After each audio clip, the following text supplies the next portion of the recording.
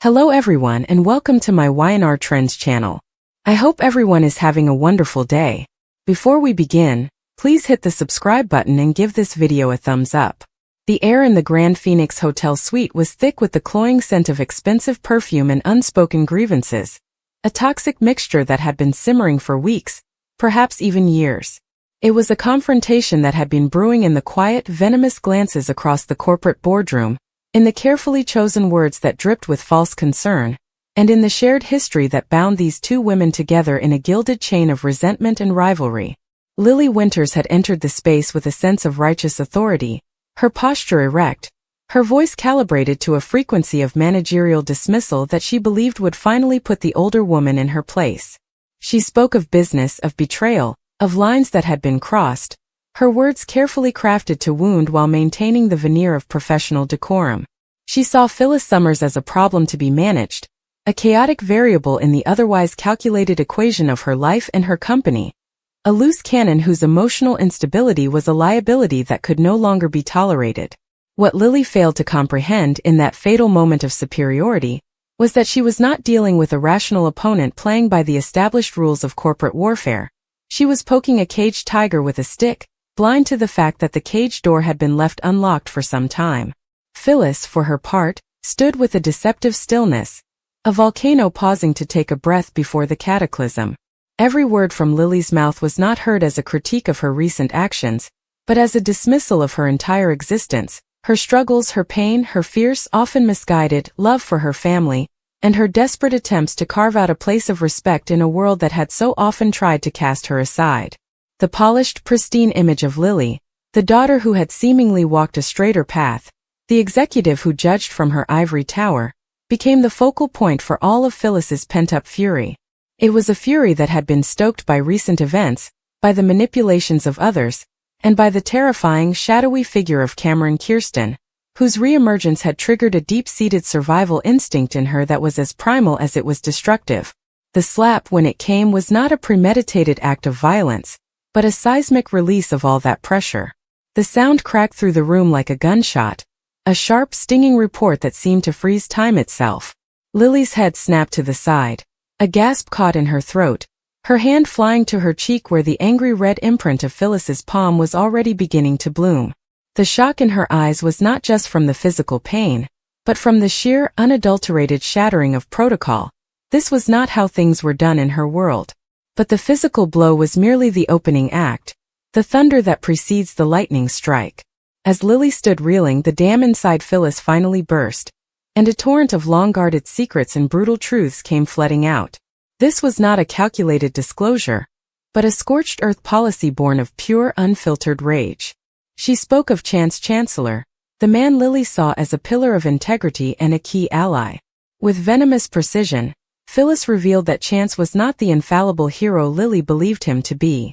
She laid bare his recent clandestine actions born of a desperate grief and a dangerous obsession that had compromised his judgment and his position. She detailed how, in his quest for vengeance and truth regarding the death of his loved one, he had crossed ethical and legal lines, manipulating evidence, withholding critical information from his superiors, and engaging in a reckless personal investigation that had put countless people in jeopardy. This wasn't just a minor error in judgment. It was a systemic corruption of his duty, a crack in the very foundation of his character that Phyllis had not only witnessed but, in some instances, been forced to navigate and conceal for her own protection. The revelation was a masterstroke of psychological warfare, aimed directly at Lily's trust in her closest confidants, revealing that the man she relied on for stability and moral clarity was himself adrift in a sea of deception and questionable choices. Then, Phyllis turned her sights to Daniel Romalotti Jr., Lily's former lover and the father of her child. This attack was even more personal, a surgical strike aimed at the heart of Lily's most intimate history. With a cruel smile, Phyllis dismantled the nostalgic, almost romanticized view Lily held of their past relationship and its dissolution. She confessed to her own manipulative role in driving them apart, not through grand dramatic schemes, but through a series of subtle, insidious whispers and carefully planted doubts. She described exploiting Daniel's artistic insecurities and his fears of being trapped by the domestic life Lily represented, all while portraying Lily as being secretly embarrassed by his lack of corporate ambition. She revealed specific conversations, moments of friction that Lily had written off as natural relationship growing pains, and reframed them as the direct result of her own malicious engineering. The implication was chilling. The great love of Lily's young life, its painful end, and the subsequent years of complicated co-parenting, had been orchestrated in part by the woman now standing before her, all to serve Phyllis's own transient needs and possessive feelings towards her son. It was a revelation that retroactively poisoned a significant chapter of Lily's life, making her question the very authenticity of her own memories and the foundation upon which her family was built. But the most terrifying disclosure, the one that carried the weight of imminent and tangible danger, was reserved for the enigmatic and deeply troubled figure of Adam Newman.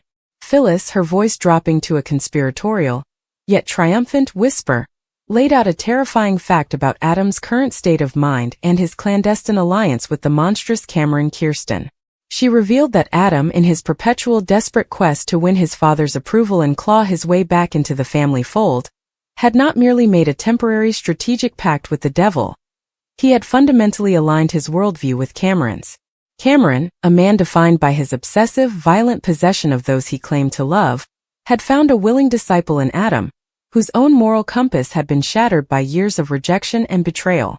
Phyllis detailed how Adam was no longer just using Cameron as a weapon, but was actively adopting his philosophy, a belief that love is not earned but taken, that loyalty is enforced through fear, and that anyone who stands in the way of their goals is an obstacle to be removed, permanently if necessary.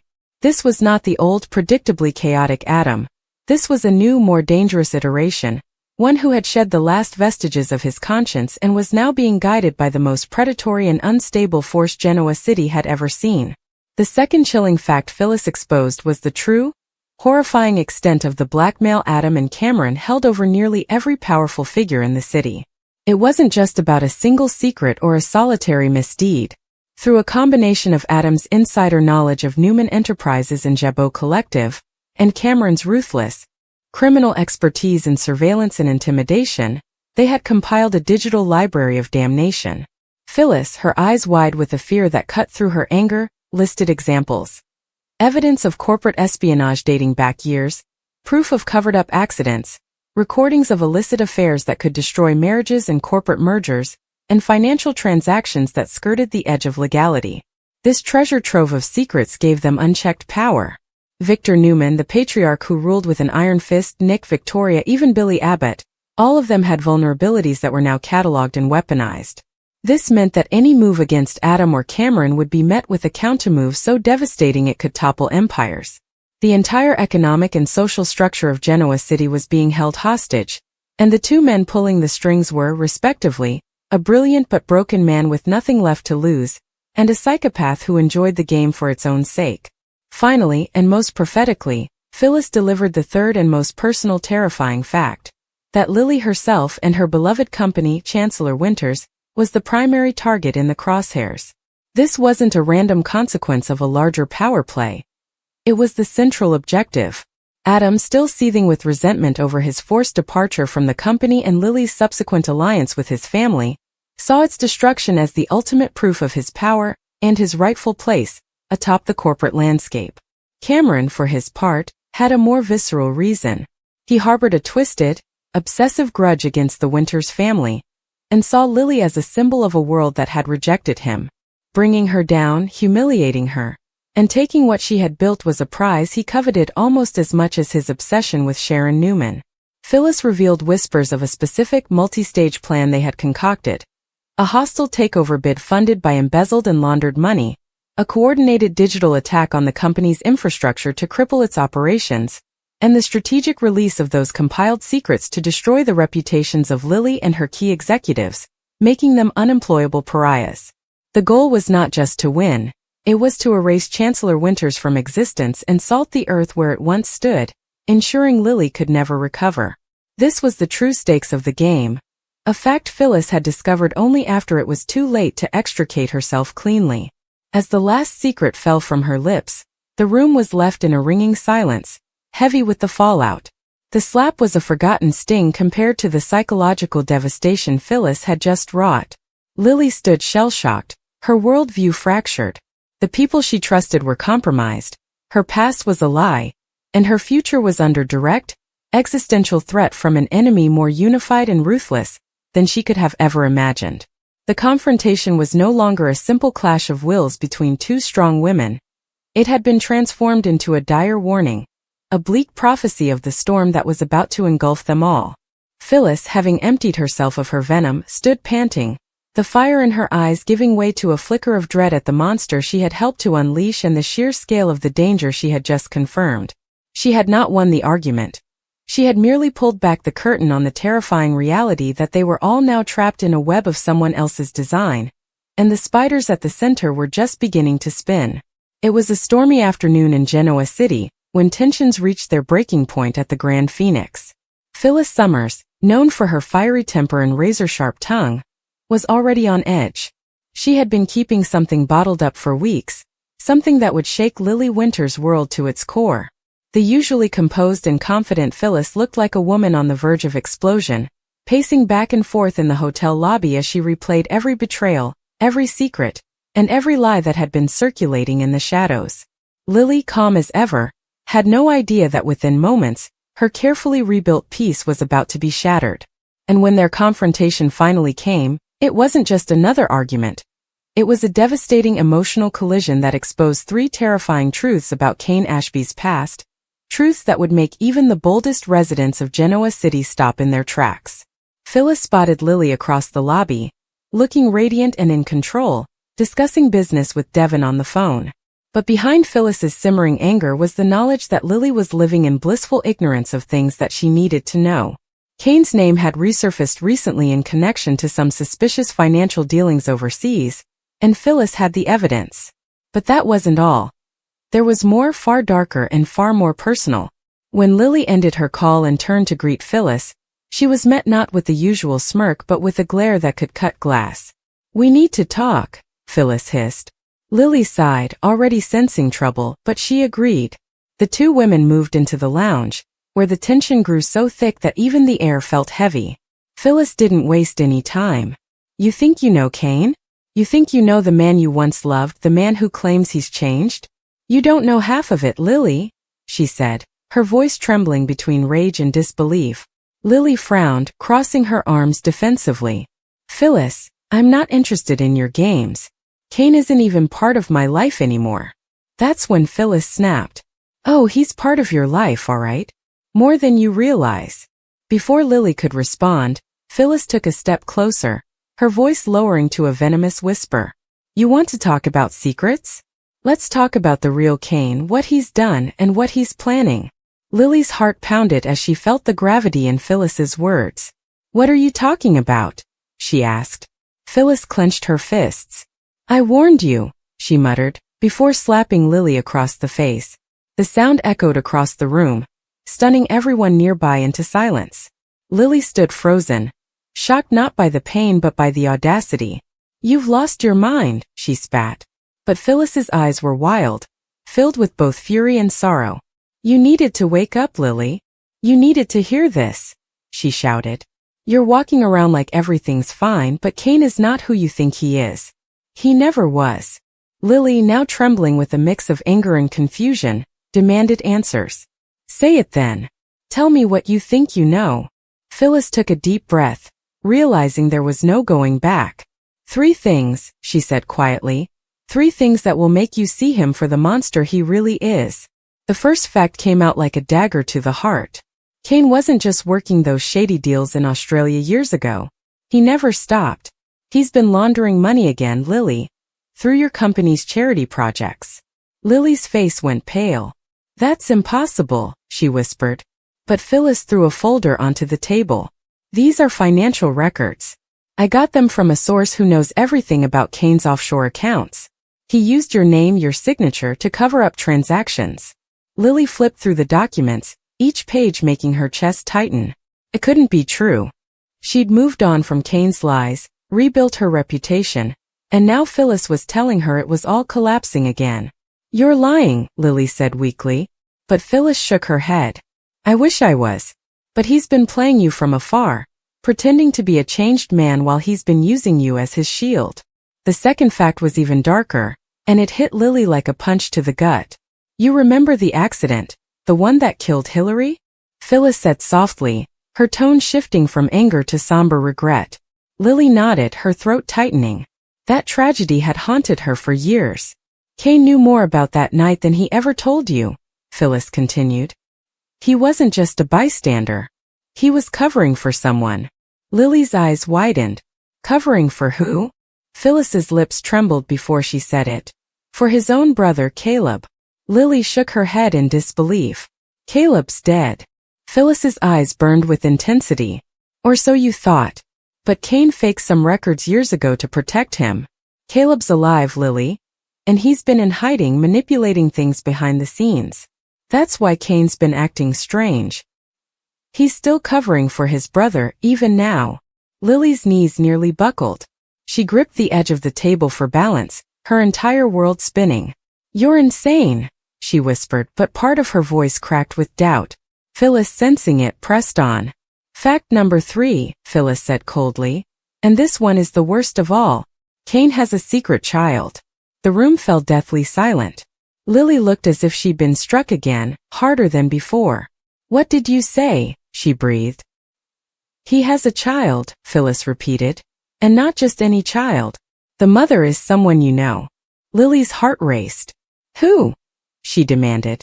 Phyllis hesitated for a moment, then said, Heather Stevens. Lily gasped. That's impossible. Heather left town years ago. Phyllis nodded. She did. But she came back last year, quietly under a new name. Kane found her and they reconnected. The child is about 3 years old now. He's been paying her to keep quiet. Lily's eyes welled up with tears. She wanted to scream, to deny it all, but Phyllis's expression said it all. There was no joy in the revelation, only pain. Lily turned away, shaking her head as tears streamed down her cheeks. Why would you do this to me, Phyllis? She asked, her voice trembling. Why now? Phyllis sighed, her voice softening for the first time. Because you deserve to know the truth. I hate Kane as much as the next person, but even I couldn't watch him destroy another woman's life with his lies. Lily's mind replayed every moment she'd shared with Kane, every time he'd sworn he was done with deception. It all felt meaningless now. She tried to speak, but her throat was tight with emotion. He ruined me once, she whispered. And now he's doing it again. Phyllis stepped back, realizing the weight of what she just unleashed. I didn't want to hurt you, she said softly. But if you don't face the truth, he'll keep winning. Lily finally turned to her, her eyes red and full of fury. And what about you, Phyllis? You're no saint. How do I know this isn't some scheme? Phyllis looked wounded. Because I have proof, she said quietly. Everything I told you, every word, is backed up by documents, recordings, and witnesses. I'll show you, but you have to promise me you won't go after him alone. Lily didn't answer. Her mind was too full of chaos. She grabbed the folder and stormed out of the room, leaving Phyllis standing there, shaking from the emotional wreckage. Outside, the storm had intensified, rain hammering against the windows as if mirroring the turmoil inside Lily's heart. She drove to Chancellor Winters, barely able to focus. Her hands trembled as she opened the file again, scanning through transaction records, photos, and copies of messages between Kane and Heather. It was all there. The dates lined up. The evidence was irrefutable. Tears fell onto the pages as she realized Phyllis had been telling the truth.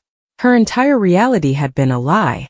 The man she once loved had been using her name for illegal deals, hiding his brother, and fathering a child in secret. It was too much to process. Meanwhile, back at the Grand Phoenix, Phyllis sat alone, staring into her glass of wine. She knew she'd done the right thing, but the guilt still ate at her. She had crossed a line by slapping Lily, but part of her believed it was the only way to make her listen.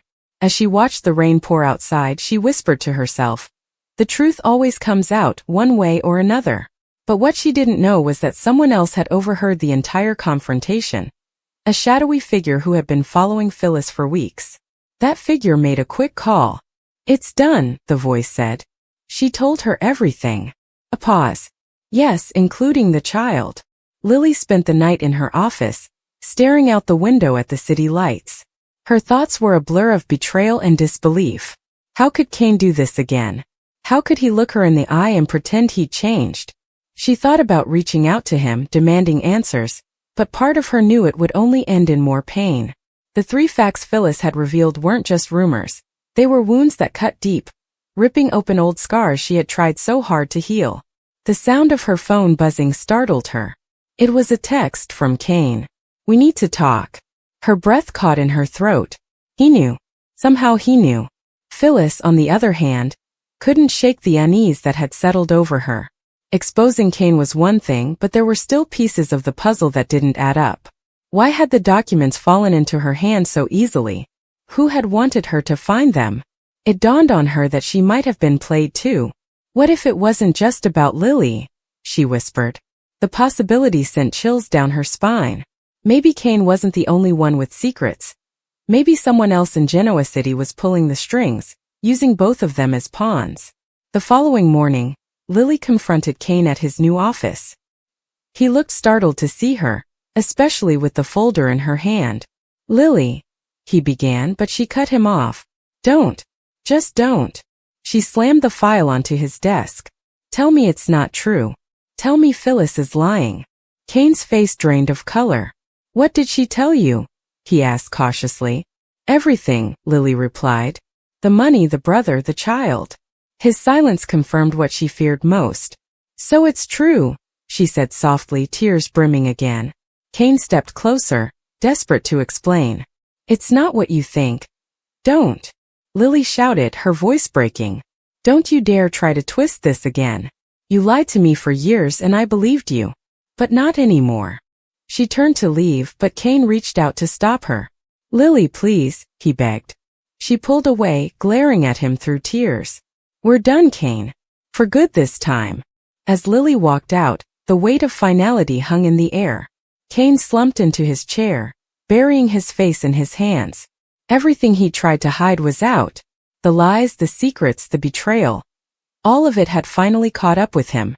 And though Phyllis had gotten her revenge, she had also unleashed something much bigger than she realized. Because the man who had been following her wasn't done yet. In fact, he was just getting started. By the end of the week, Genoa City was buzzing. Rumors about Kane's secret life spread like wildfire. Phyllis tried to stay out of the spotlight, but whispers followed her everywhere.